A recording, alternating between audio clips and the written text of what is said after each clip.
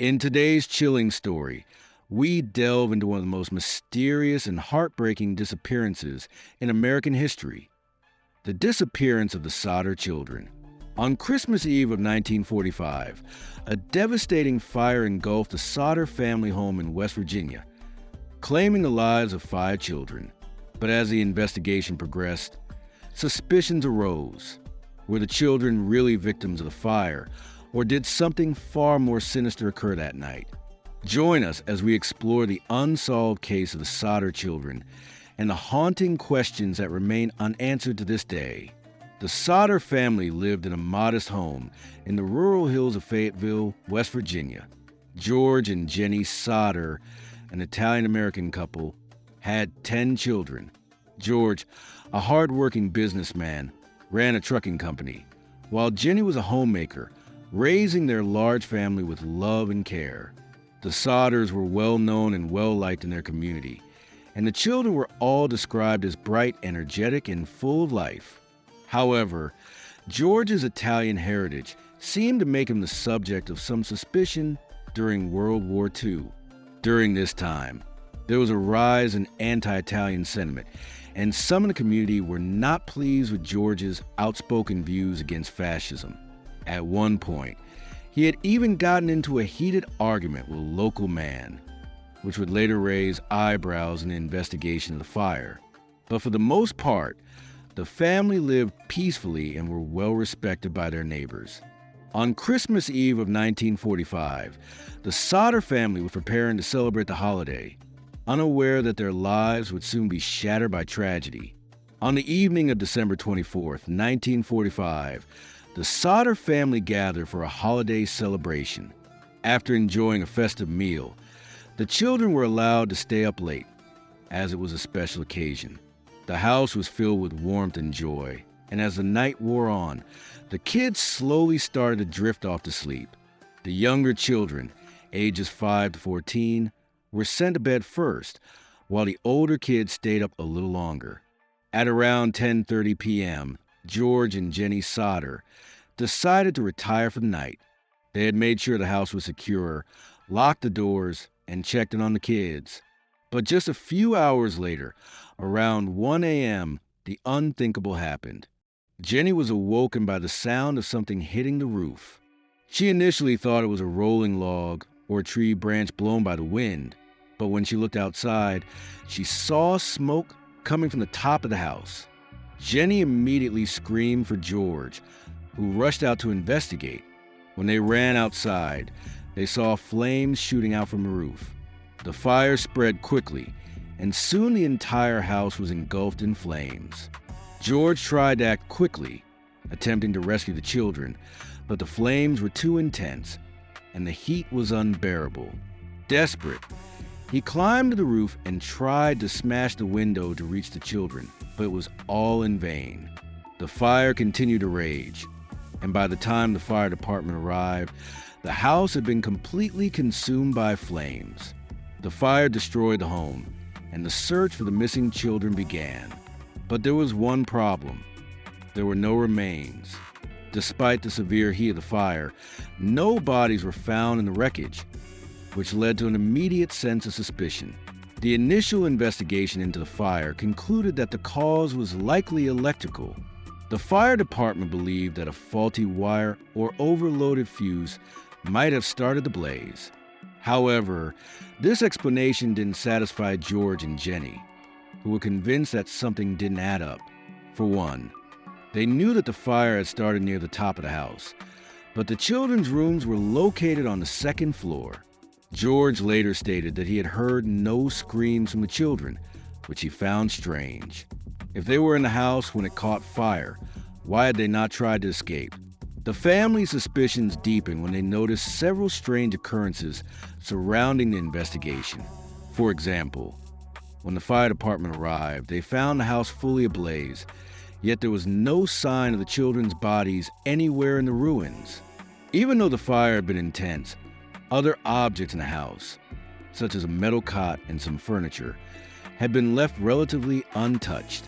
In addition, the family claimed that some of the children's personal belongings, including a pile of clothing and a bundle of shoes, were found outside the house, seemingly untouched by the flames.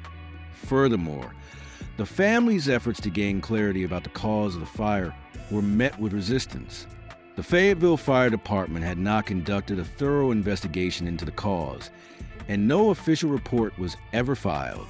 This lack of transparency raised questions about the integrity of the investigation. George and Jenny also received a strange phone call shortly after the fire. A woman who claimed to be a neighbor told them that she had seen their children standing in front of the burning house at the time of the fire, but they appeared to be unharmed and talking with a man. This was a disturbing claim, as it implied that the children had not been trapped in the fire, but instead had been removed from a house before it was fully engulfed. In the months following the fire, the Sodders began to investigate on their own. They received numerous tips, some of which suggested that the children might still be alive. A private investigator named Cecil S. Adams was hired to help the family search for answers. Adams uncovered some unsettling leads that pointed to the possibility that the children had been kidnapped before the fire. According to Adams, a man was seen near the Sodder property on the night of the fire, acting suspiciously. This man had been observed speaking with one of the older children in the days leading up to the fire. As the investigation continued, several theories emerged about what really happened to the Sodder children. Some believed the fire had been deliberately set in an attempt to cover up a kidnapping. Others thought the children had been taken by someone in the community, possibly in retaliation for something George had done. One theory involved the possibility of mafia involvement. George's business dealings, particularly his trucking company, had made him a target of local mafia members. According to some, George had crossed paths with members of organized crime in the area, leading some to speculate that the fire had been set as an act of vengeance. Another theory suggested that the children may have been abducted by a group of people who had been watching the family for weeks. In this scenario, the fire was just a ruse to cover up the crime. While no concrete evidence has ever been found to support this theory, it remains one of the most chilling possibilities. Some have even speculated that George Sodder himself was involved in the children's disappearance, either knowingly or unknowingly.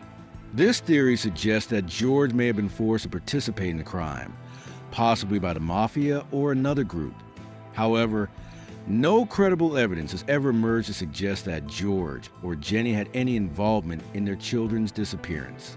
One of the most significant developments came in 1949, when the FBI became involved in the case. The family received a letter from the FBI stating that the agency had been unable to find any evidence linking the children's disappearance to any known criminal activity. The letter also stated that the FBI was unable to trace the children's whereabouts. Despite these setbacks, George and Jenny refused to give up their search. In fact, they continued to investigate the case for decades, following up on any potential leads and offering rewards for information about the children's whereabouts. In 1967, more than 20 years after the fire, the Sodders received a mysterious letter that seemed to offer hope. The letter, postmarked from Kentucky, contained a photograph of a young man and a note.